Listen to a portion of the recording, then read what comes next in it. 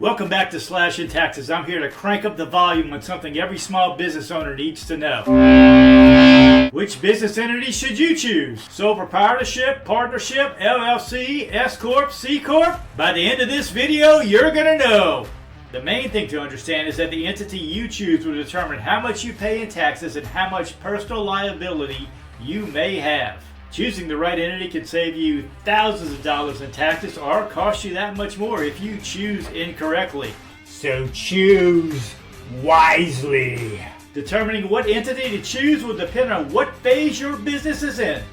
Are you in the beginning phases? You've learned a few chords, learned a few songs, have a dream but haven't quite started yet?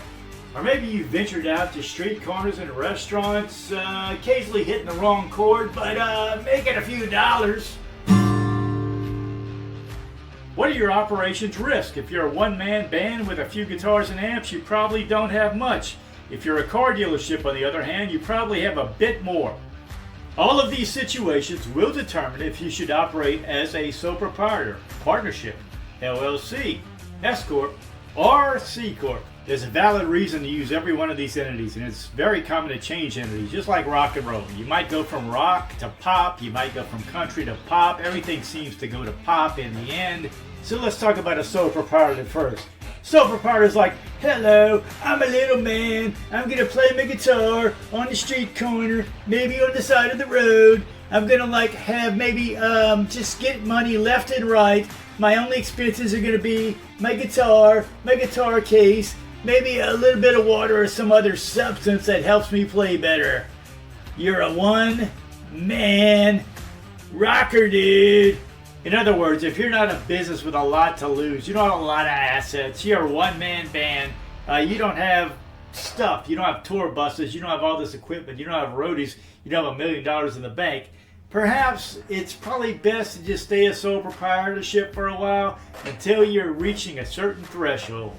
So if you're making the lower amount of income, have few assets, lower amount, I would say less than $50,000 a year by today's standards, you don't have to do anything. You don't have to do LLC, you don't have to do S-Corp, you don't have to do C-Corp. Yeah, if you're alone, you don't have to do partnership. You just contact your accountant, give him your bills at the end of the year, and you're done. It all goes on something called a Schedule C. You are a sole proprietor. So remember, taxes are based on net income. If you make more net income, you pay more taxes. If you make less net income, you pay less taxes, which makes this entity great if you're making a small amount of income. Plus, as a business owner, you should be able to reduce your income by even more. You can deduct meals, retirement plans, depreciation, home office deduction. Now let's talk about entity number 2, a general partnership. It's very similar to a sole proprietorship, except there are 2 or more people involved. Think Rock and Roller Wise, Simon and Garfunkel, or Islands in the Stream? Now while this is still an unincorporated business, it's a good idea to get an operating agreement between the partners in writing. So like a sole proprietorship, you should use a general partnership when liability and income is low. Moving on to entity number 3, the Limited Liability Company, also known as an LLC. This entity does exactly what its name implies. It limits the personal liabilities of the owners of the business. So if you're worried about liability, LLC is the way to go. Unfortunately, this has no tax benefits compared to the general partnership or sole proprietorship.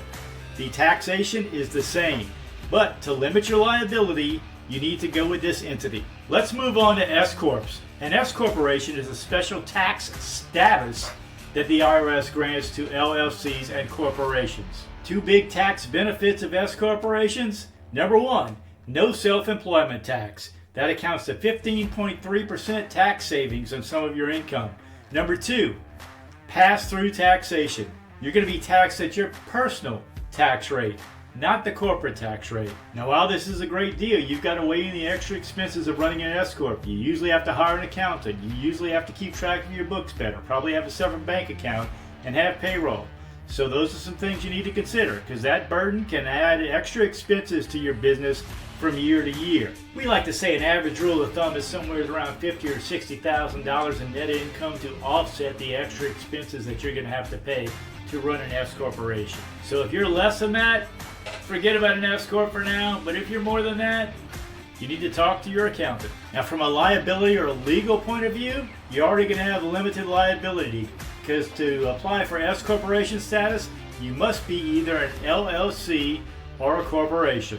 So now let's talk about business entity number 5. I can't drive 55, Maroon 5, I don't know, I'm just thinking of a 5 thing. So the Jackson 5. So anyway, the number 5 will be the C corporation. Let's talk about the C Corp. A C Corp creates maximum separation between the business and the owners.